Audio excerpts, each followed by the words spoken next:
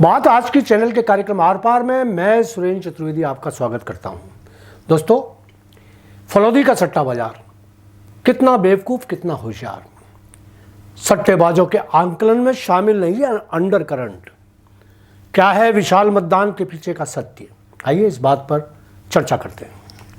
फलौदी का सट्टा बाजार राज्य का सबसे बड़ा ज्योतिषी है। नेताओं का मुकद्दर फलौदी के सट्टेबाजी लिखते हैं। सारे गृह नक्षत्र फलौदी में जाकर नतमस्तक हो जाते हैं। अंतरदशाएं और महादशाएं सट्टेबाजों की मेज पर औंधी पड़ी रहती हैं। राज्य के सबसे बड़े और प्रकांड पंडित फलौदी के सट्टेबाज हैं। हर बार वही राजनीति की भविष्यवाणी करते हैं और जनता उन पर ही विश्वास करती है। ये बात अलग है कि सट्टेबाजों की कई बार भविष्यवाणियां खोखली और झूठी साबित होती हैं। अरबों के लेन देन का खेल कई धूर्त मिलकर खेलते हैं। कब कैसे क्या कहकर चांदी काटी जाती है सट्टेबाज जानते हैं। मजेदार बात यह है कि हर ईमानदार राजनेता सट्टेबाजी के इस खेल को तहे दिल से स्वीकार करता है। मित्रों, राजनीति के भाग्य विधाता फलौदी के सट्टेबाज कह चुके हैं कि इस बार राज्य में भाजपा को 100 से अधिक सीट्स मिलने वाली हैं। जाहिर है कि उनकी धारणा है कि सरकार भाजपा की बनेगी, कांग्रेस को मुंह की खानी पड़ेगी, परंपरा कायम रहेगी। इधर यूट्यूब के कुछ पुरोधा पत्रकार फलौदी के भविष्यवक्ताओं से सहमत नहीं। वे मानकर चल रहे हैं कि राज्य में परंपरा टूटने जा रही है, उनको सरकार रिपीट होती नजर आ रही है। सवाल उठता है कि क्या सट्टेबाजों का आंकलन अंडर करंट की थ्योरी पर विश्वास करके फलित करता है? मुझे नहीं लगता कि सट्टा इतनी डिटेल स्टडी के साथ खेल खिलवाता है।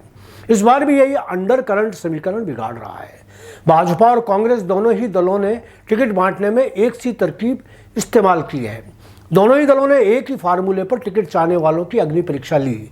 एक तरह से कई स्तर पर सर्वे करवाए, एक तरह से आवेदकों से बायोडेटा इकट्ठे करवाए, एक जैसा मेला लगाया गया।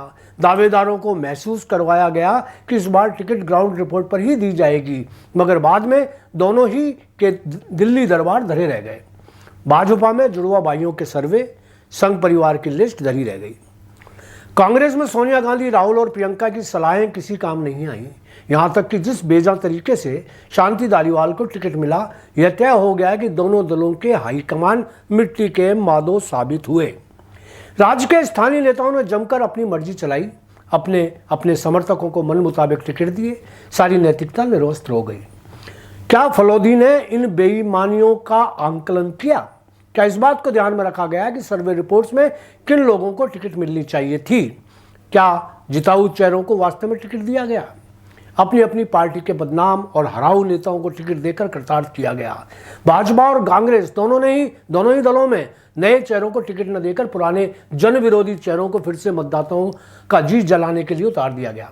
कमाल की बात है कि भाजपा में मोदी, शाह, नड्डा, BL संतोष नकारा और कंडम सिद्ध कर दिए गए।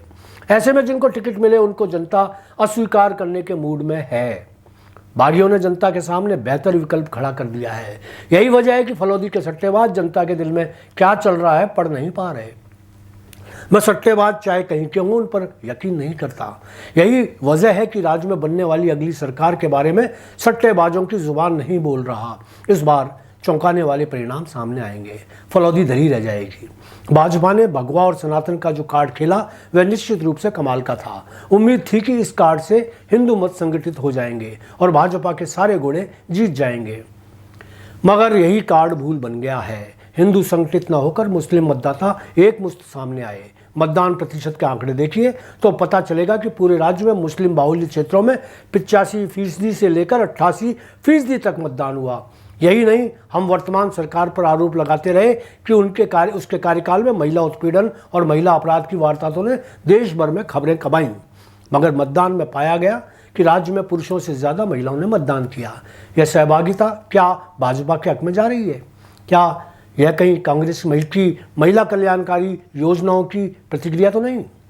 क्या सट्टेबाज इस बात का मूल्यांकन कर पाए कि राज्य के कर्मचारियों ने इस बार पुरानी पेंशन योजना लागू होने को वरदान मानते हुए सरकार के प्रति अपनी कृतज्ञता प्रदर्शित की है?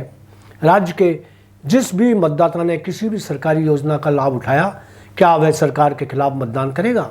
राज्य में इस बार चुनाव मोदी और गहलोत के बीच अनावश्यक रूप से करवाया गया। कमल का फूल और हाथ के बीच जो चुनाव होना था वह नादानी में मोदी और गहलोत के बीच का हो गया। सोचिए, कि यदि भाजपा सरकार नहीं बना पाई तो लोकसभा में मोदी किस चेहरे से वोट मांगने आएंगे। मित्रों, आज भी मेरा मानना है कि मोदी राजस्थान की पहली पसंद है। 70% लोग अगला प्रधानमंत्री मोदी को ही देखना चाहते हैं। उनकी लोकप्रियता का ग्राफ इन चुनावों में बचाया जा सकता था, मगर अफसोस ऐसा नहीं हो सका। मेरा मानना है कि फलौदी की गणित कुछ भी कहे, सरकार बनाने के लिए दोनों ही दलों को पसीना आ जाएगा। निर्दलीय और बागी इस बार सट्टेबाजों के सारे गणित फेल कर देंगे। सरकार भाजपा की बने या कांग्रेस की, सबसे ज्यादा मंत्री पद निर्दलीय बागियों और आंचलिक पार्टियों के क्षत्रपों को ही मिलेंगे। हंग सरकार भी बन सकती है। देखते हैं क्या होता है आगे। आज फिलहाल इतना ही, कल फिर मुलाकात होगी। धन्यवाद।